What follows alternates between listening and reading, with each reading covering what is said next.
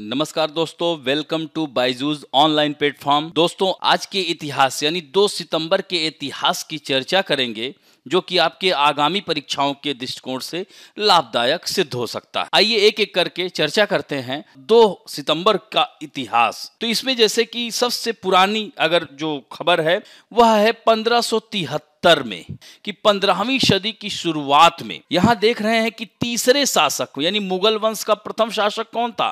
मुगल वंश की स्थापना कब हुई थी? 1526 में बाबर ने पानीपत का फर्स्ट बैटल किसके खिलाफ? इब्राहिम लोदी को हराया था। और इब्राहिम लोदी को हराने के बाद मुगल वंश का शासक बाबर बना। बाबर 1530 में उसकी मृत्यु हो गई। उसके बाद हुमायूं का शासन आया। हुमायूं के शासन को लड़खड़ाता हुआ शासन कहा जाता है। बीच में शेर शाह सूरी आए, फिर उसके बाद अकबर। तो अकबर तीसरे शासक कहलाएंगे मुगल वंश के। तो उन्होंने अहमदाबाद के पास निर्णायक जंग जीती और गुजरात पर कब्जा किया। और दोस्तों, इसी समय ये पुर्तगालियों से भी मिले और समुद्र को देखा। इसी समय कौन? सम्राट अकबर ने। तो यानी अहमदाबाद का इतिहास अन्हिलवाड़ यानी आधुनिक पाटन, जिसे कहते हैं पाटन डिस्ट्रिक्ट है ना, के शासक सोलंकी राजा, किसके? सोलंकी राजा कर्णदेव, ध्यान रखेंगे, कर्णदेव प्रथम के साथ 11वीं शताब्दी में शुरू हुआ था। तो इन्होंने भील राजा अशपल या आशापाल के खिलाफ युद्ध छेड़ा और उनकी जीत के बाद, और दोस्तों ये अहमदाबाद किस नदी किनारे बसा है? साबरमती नदी के किनारे बसा है। दोस्तों, इसे भारत का मैनचेस्टर भी कहा जाता है। इसे पूर्व का बोस्टन कहा जाता है, क्योंकि यहां पर 67 कॉटन मिल्स हैं। ध्यान रखेंगे। तो उस आधुनिक अहमदाबाद की जगह पर एक कर्णावती नामक शहर की स्थापना की गई। और वर्तमान में भी अगर बात की जाए दोस्तों, तो अहमदाबाद का नाम बदलकर कर्णावती हो गया है। तो सोलंकी शासन 13वीं शताब्दी तक चला, जब द्वारका के वाघेला राजवंश के नियंत्रण के अधीन गुजरात आया। दिल्ली सल्तनत ने 13वीं सदी के अंत में गुजरात जीत लिया। यानी 15वीं सदी की शुरुआत में मुस्लिम मुजफ्फरिद राजवंश द्वारा स्वतंत्र सल्तनत का शासन गुजरात में स्थापित था। और 1411 ईस्वी में सुल्तान अहमद शाह ने कर्णावती को अहमदाबाद नाम से बदलकर उसे अपनी राजधानी के रूप में स्थापित किया।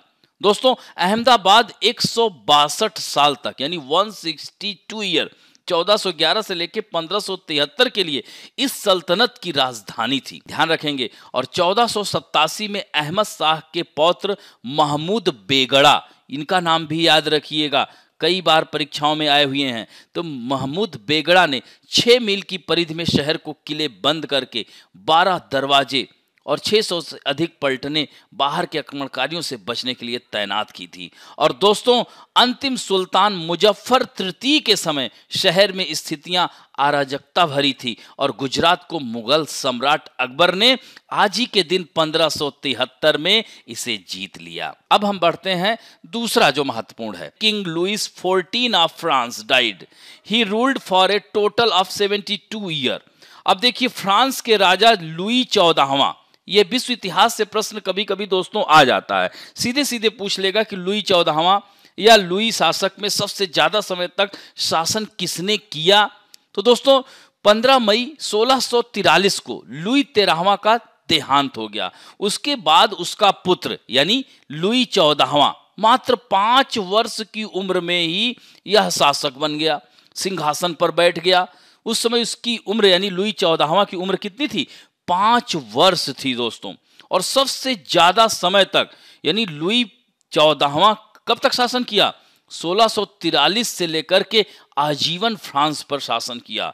और इसने 72 वर्ष, सोचिए 72 वर्ष 110 दिन, तो सामान्यतः 72 वर्ष याद रखिएगा, इतने सालों तक इसने शासन किया।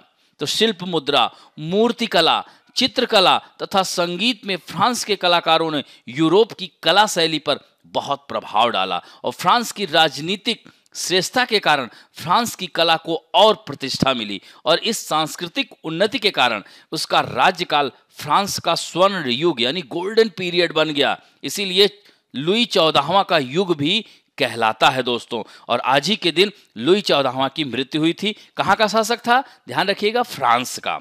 उसके बाद तीसरा जो महत्वपूर्ण है, द इकोनॉमिस्ट अखबार यानी the economist newspaper was first published in कहां?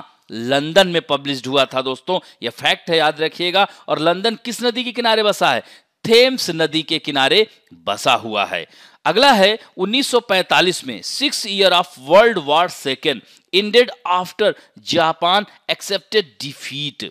यानी दोस्तों आपको पता होगा कि 1945 में जापान, अमेरिका और जापान, यानी अमेरिका ने जापान के ऊपर परमाणु हमला किया था, यह आपको पता होगा। और जापान के द्वीप यानी 1100 से 1300 द्वीप हैं, लेकिन महत्वपूर्ण द्वीप में जैसे सबसे बड़ा, ये सबसे ऊपर क्या है? होकाइडो, फिर होन्शो है, शिकोको और क्यूशू, यह 4 द्वीप क्रम से। और सबसे ज्यादा जो जनसंख्या रहती है होन्शु द्वीप में रहती है दोस्तों। लेकिन ये जो यहाँ पर हिरोशिमा नागासाकी, यही दक्षिण में द्वीप हैं, तो हिरोशिमा और नागासाकी पर यानी 6 अगस्त याद रखिएगा और 9 अगस्त, तो अमेरिका झल्ला करके जापान के ऊपर अटैक कर दिया 6 अगस्त 1945 को। कहां पर? हिरोशिमा पर परमाणु बम हमला किया, हिरोशिमा पर, याद रखेंगे दोस्तों। और 9 अगस्त 1945 को नागासाकी पर। अक्सर बच्चे गलती कर देते हैं, हिरोशिमा और नागासाकी में कंफ्यूज हो जाते हैं। तो पहले 6 आता है, फिर उसके बाद 9, इसी तरह से पहले H आएगा, H फॉर हिरोशिमा और N फॉर नागासाकी, याद हो जाएगा दोस्तों। तो इस तरह से ध्यान रखेंगे कि इसके बाद जापान में पूरी तरह से कह सकते हैं तहस नहस हो गया और फिर उसने वापस ले लिया। देख सकते हैं इसमें दिया गया है कि जापान द्वारा हार स्वीकार किए जाने के बाद 6 साल तक चला दूसरा युद्ध, विश्व युद्ध समाप्त हुआ कब? 1945 में, आज ही के दिन समाप्त। अगला जो महत्वपूर्ण टॉपिक है, one of the most important, formation of the interim government of India under the deputy chairman, ध्यान रखिएगा, deputy chairman of Jawaharlal Nehru, Pandit Jawaharlal Nehru sworn in as PM of interim government of undivided India. दोस्तों अविभाजित भारत था, चूंकि हमारा भारत कब विभाजन हुआ था? 15 अगस्त 1947 को हम विभाजित हुए थे ना। तो अब दोस्तों यहां पर ध्यान रखेंगे कि इसका जो अध्यक्ष था तो वाइसराय था। तो यह अंतरिम सरकार का गठन कैबिनेट मिशन, और कैबिनेट मिशन कब आया था? 1946 में, मार्च 1946 में कैबिनेट मिशन आया, जिसकी संस्तुति पर by the approval of cabinet mission फिर उसके बाद चुनाव कराए गए। यानी कैबिनेट मिशन में 3 बातें महत्वपूर्ण है, 1, 2, 3, यानी संविधान सभा का गठन जो किया जाएगा उसमें सदस्यों की जो संख्या होगी वह 10 लाख सदस्यों पर एक संविधान सभा का सदस्य चुना जाएगा। और दूसरा महत्वपूर्ण क्या बिंदु था? यह सदस्य एकल संक्रमणीय मत पद्धति के द्वारा यानी सिंगल ट्रांसफरेबल वोट के द्वारा यह चुन करके आएंगे। और तीसरा महत्वपूर्ण क्या है? जहां से अल्पसंख्यक यानी माइनॉरिटी का जहां पर ज्यादा जनसंख्या होगी वहां से माइनॉरिटी के सदस्य चुन करके आएंगे। तो इस तरह से दोस्तों चुनाव हुआ और 200 यानी आप देखिए टोटल 389 मेंबर थे, लेकिन सभी लोगों ने भाग नहीं लिया। मुस्लिम लीग विरोध कर रही थी उस समय, लेकिन फिर से चुनाव कराए ही गए और चुनाव हुआ तो सबसे ज्यादा सीट 208 सीटों पर कांग्रेस जीत करके आई और 73 सीटों पर मुस्लिम लीग जीत करके आई। फिर 2 सितंबर 1946 को गठन किया गया अंतरिम सरकार का, इंटरिम गवर्नमेंट का। तो पंडित जवाहरलाल नेहरू उपाध्यक्ष के साथ साथ फॉरेन अफेयर मामले एंड कॉमनवेल्थ मामले इन्हीं के अंडर में थे, समझ लीजिए मंत्रालय।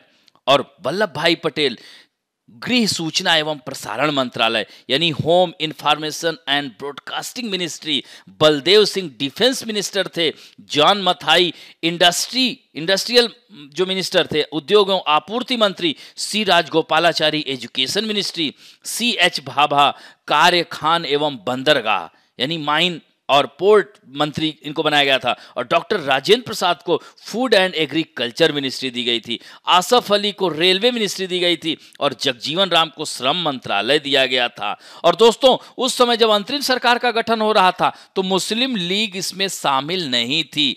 फिर जाकर के 24 दिन बाद यानी 26 अक्टूबर 1946 को मंत्रालय में शामिल हुए, जिसमें लियाकत अली खान को फाइनेंस मिनिस्टर बनाया गया, आई चुंदरीगर को वाणिज्य यानी कॉमर्स मिनिस्ट्री दी गई और अब्दुल रब नस्तर को संचार मंत्री बनाया गया।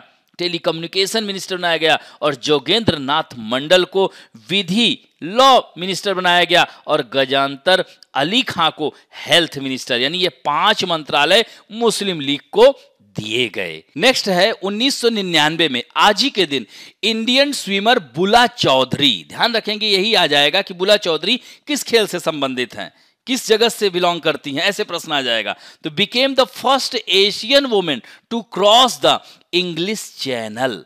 तो दोस्तों भारतीय तैराक बुला चौधरी आज ही के दिन इंग्लिश चैनल 2 बार पार करने वाली प्रथम एशियाई महिला बनी। ध्यान रखेंगे दोस्तों, इस पर आधारित प्रश्न है, उस वहीं पर और अच्छे से एलॉबरेट करेंगे। और दोस्तों आज ही के दिन 2001 में क्रिश्चियन बर्नार्ड यानी साउथ अफ्रीकन थे leading cardiologist, the world's first cardiologist had the world first heart transplant in 1967, यानी पहला हृदय प्रत्यारोपण करने वाले क्रिश्चियन बर्नार्ड आज ही के दिन उनकी मृत्यु हुई थी। 8 नवंबर 1922 को इनका जन्म हुआ था। दोस्तों ध्यान रखेंगे साउथ अफ्रीका के थे और आज ही के दिन उनकी मृत्यु कहां हुई? साइप्रस, इसकी राजधानी निकोशिया है। अगला है अल्बानिया।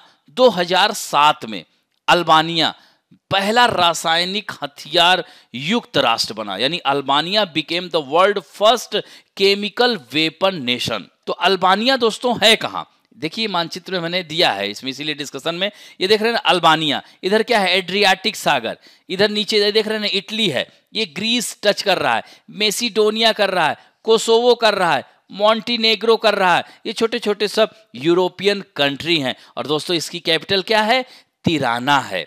तो यह उत्तरी पूर्वी यूरोप में स्थित एक देश है। इसकी भू सीमा उत्तर में देख रहे हैं ना कोसोवो से मिल रही है, उत्तर पश्चिम में मॉन्टीनेग्रो से मिल रही है, पूर्व में युगोस्लाविया और दक्षिण में यूनान ग्रीस से मिल रही है। एड्रियाटिक सागर और आयोनियन सी यह सागर को स्पर्श करता है। अब हम बढ़ते हैं, अगला है YS Rajasekhara Reddy, 14th chief minister of Andhra Pradesh, 14वें मुख्यमंत्री थे आंध्र प्रदेश के। दोस्तों आज ही के 2 सितंबर 2009 को इनका प्लेन क्रैश कर गया था। उस प्लेन का नाम था बेल 430, याद रखेंगे दोस्तों, बेल 430, और नल्लामाला की पहाड़ियों से टकरा गया जिसकी वजह से इनकी मृत्यु हो गई। दोस्तों आंध्र प्रदेश के बहुत चर्चित मुख्यमंत्री थे वाईएस राजशेखर रेड्डी, इसीलिए कुडप्पा जिले का नाम बदलकर इन्हीं के नाम पर रख दिया गया, वाईएस राजशेखर रेड्डी जिला रख। अब हम लोग चर्चा करेंगे आज से संबंधित प्रश्न। तो साहित्य कला का स्वर्ण युग किसके काल को कहा जाता है दोस्तों? Whose period is referred as the golden age of literature. तो अकबर के समय को कहा जाता है। शाहजहां के काल को क्या कहा जाता है? आर्किटेक्ट, स्थापत्य कला का स्वर्ण युग कहा जाता है। जहांगीर के काल को चित्रकारी का, जहांगीर बहुत बड़ा पेंटर था, चित्रकला का स्वर्ण युग कहा जाता है दोस्तों। लुई 14वां यानी फ्रांस पर कितने वर्ष तक शासन किया? दोस्तों सबसे अधिक तक फ्रांस पर शासन किया और यह 72 वर्ष, ध्यान रखेंगे। अगला है द इकोनॉमिस्ट अखबार पहली बार कहां प्रकाशित हुआ? आज ही के दिन हुआ था दोस्तों, लंदन में, यह भी ध्यान रखेंगे। नेक्स्ट है द्वितीय विश्व युद्ध में जापान पर परमाणु हमला किस देश ने किया था? दोस्तों अभी कुछ देर पहले ही बताया था, अमेरिका ने किया था। कब किया था? 6 और 9, एच और एन याद रखिएगा, हिरोशिमा एंड नागासाकी, याद हो जाएगा दोस्तों। अब बढ़ते हैं, अविभाजित भारत की अंतरिम सरकार में कृषि मंत्री यानी खाद्य एवं कृषि मंत्री कौन थे? डॉक्टर राजेंद्र प्रसाद। सरदार पटेल कौन थे? गृह, सूचना एवं प्रसारण मंत्रालय था, यानी home ministry, information and broadcast ministry थी। और बलदेव सिंह डिफेंस मिनिस्टर थे। जगजीवन राम श्रम मंत्री थे, याद रखिएगा, लेबर मिनिस्टर थे। और बाबू जगजीवन राम की ही बेटी हैं कौन? यहां जो सासाराम से सांसद थी और लोकसभा की पहली महिला स्पीकर मीरा कुमार और तीसरी महिला राष्ट्रपति इलेक्शन लड़ने वाली, ध्यान रखिएगा। और इनके नाम रिकॉर्ड है, 32 वर्ष तक यह कैबिनेट मंत्री रहे हैं। तो अभी तक सबसे ज्यादा समय तक कैबिनेट मंत्री रहने वाले बाबू जगजीवन राम हैं, ध्यान रखेंगे दोस्तों। अगला है बुला चौधरी। अब देखिए 1999 में इंग्लिश चैनल 2 बार पार करने वाली प्रथम एशियाई महिला कौन बनी? तो वह बुला चौधरी हैं। दोस्तों ये तीनों नाम भी ध्यान रखिएगा, आरती शाह जो कि अब दुनिया में नहीं है, आरती शाह का नाम भी याद रखिएगा, स्वर्ण अक्षरों में इनका नाम है। तो आरती शाह, निशा मिलेट, भक्ति शर्मा, ये सब देखा जाए तो यह तैराक ही हैं। क्योंकि आरती साहा याद रखेंगे 1940 में इनका जन्म हुआ था, 1994 में इनकी मृत्यु हुई थी। तो भारत तथा एशिया की पहली महिला इंग्लिश चैनल पार करने वाली यह तैराक थी। ध्यान रखेंगे दोस्तों, तो क्या है, पहली महिला थी और 1994 में इनकी मृत्यु हो गई थी। और दूसरे नंबर पे क्या दिया है, निशा मिलेट। निशा मिलेट भी यह बेंगलोर कर्नाटक भारत से एक तैराक हैं। वह भारत के लिए वर्ष 2000 में सिडनी ओलंपिक तैराकी टीम में अर्जुन अवार्ड जीतने वाली एकमात्र महिला थी। ध्यान रखेंगे दोस्तों। और उसके बाद तीसरी हैं भक्ति शर्मा, ये भी महत्वपूर्ण तैराक हैं। भक्ति शर्मा के बारे में कहा जाता है कि अंटार्कटिक महासागर में 1 डिग्री सेल्सियस तापमान में 1.4 मील की दूरी 52 मिनट में तैरकर विश्व रिकॉर्ड बनाने का गौरव हासिल है इनको। किसको, भक्ति शर्मा को। और 2010 का तेंजिंग नॉर्गे राष्ट्रीय साहसिक पुरस्कार भी इन्हें मिला हुआ है। तो याद रखेंगे दोस्तों, इसमें आंसर क्या होगा, बुला चौधरी। अगला है क्रिश्चियन बर्नार्ड। क्रिश्चियन बर्नार्ड 1967 विश्व का पहला हृदय प्रत्यारोपण किसने किया था, तो क्रिश्चियन बर्नार्ड। कहाँ के थे, यह दक्षिण अफ्रीका के थे दोस्तों, ध्यान। और दक्षिण अफ्रीका की राजधानी क्या है, स्वाने है, याद रखिएगा, TSWANE, स्वाने। ध्यान रखेंगे दोस्तों। अब इसमें अलेक्जेंडर फ्लेमिंग, पेंसिलिन का आविष्कार, कार्ल लैंडस्टीनर, ब्लड, ध्यान रखेंगे। तो इस तरह से महत्वपूर्ण है इसमें आंसर ए। अगला है अल्बानिया की राजधानी क्या है, तो दोस्तों यहां पर देख रहे हैं अल्बानिया की राजधानी तिराना है। स्कोपजे कहां की राजधानी है, मेसिडोनिया की राजधानी है। बुल्गारिया की राजधानी सोफिया है। और रोम इटली की राजधानी है, जो कि किस नदी के किनारे बसा है, टाइबर नदी के किनारे बसा हुआ है। याद हो जाएगा दोस्तों। अब बात करेंगे late YS Rajasekhara Reddy was the chief minister of which state, किस राज्य के मुख्यमंत्री थे दोस्तों, ये 14वें मुख्यमंत्री थे आंध्र प्रदेश की, जो कि एक वायु दुर्घटना में इनकी मृत्यु हुई थी। अगला है 1946 में अंतरिम सरकार का गठन किसके प्रस्ताव पर पारित किया गया था, Cripps mission, cabinet mission, Simon commission. दोस्तों 1942 में क्रिप्स मिशन आया था, 1946 में कैबिनेट मिशन और 1927 में साइमन कमीशन। तो आंसर क्या होगा, कैबिनेट मिशन। तो इस तरह से आज के इतिहास की हम लोगों ने चर्चा की और सभी प्रकार से हम बात किए और उसी पर आधारित प्रश्नों को भी लिया। आशा करता हूं कि आज का आप लोगों को इतिहास का जो टॉपिक हम लोगों ने लिया अच्छा लगा होगा। अगर दोस्तों अच्छा लगा तो प्लीज लाइक, शेयर और सब्सक्राइब करना ना भूलें और अपने दोस्तों को भी बताएं कि यह प्रोग्राम हम लोग चला रहे हैं। आपकी सफलता ही हमारा लक्ष्य है। यही हमारे बायजूस टीम पूरी तरह से लगातार लगी हुई है कि आप लोगों को ज्यादा से ज्यादा मैटर प्रोवाइड कराया जा सके। अब हम लोग विदा लेते हैं दोस्तों। Thank you.